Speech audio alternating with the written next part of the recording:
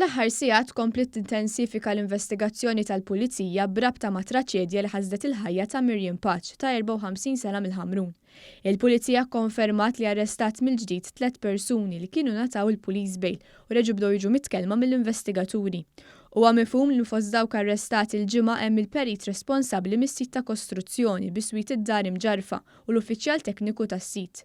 Fis-stqarrija l-Pulizija qalet li persuna oħra li kienet qed tinżamm taħt arrest ingħatat il-police bail. Ikkonfermat ukoll li s-6 persuni investigati għadhom qed jgħinuha b'mod attiv l-investigazzjonijiet li baqgħu għaddejjin lejl u nhar.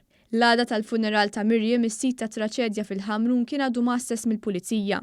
Minn barra l-preżenza tal-Pulizija tal-Forensika spikkat ukoll il-preżenza ta' Carmel Pace, ir-raġel tal-vittma u ż-żewġ ulieda. Mistoqsi minn One News il-Ministru għall-Akkomodazzjoni Soċjali Rodriguez ikkonferma li l-Awtorità tad-Djar ipprovdiet akkomodazzjoni alternattiva għall-familja Pace li t-tnejn li għadda mhux biss tilfet lil Miriam iżda wkoll spiċċat b'ta' fuqha senduqa. Din l-akkomodazzjoni ntażlet mill-familja Pace wara li ġew offruti diversi proprjetajiet differenti li nstabu skont il-bżonnijiet tal-familja. Huwa żied jgħid li l-kirja se tkun koperta mill-Awtorità tad-Djar filwaqt li se tiffinanzja wkoll l-affarijiet bażiċi li teħtieġ il-familja f'dan il-mument diffiċli f'ħajjithom. Il-Ministeru u l-Awtorità qalu li huma kommessi li jkomplu jipprovdu l-għajnuna kollha neċessarja lill-familji milquta minn din id-disgrazzja li bidlitilhom ħajjithom mill-lejl għan-nar.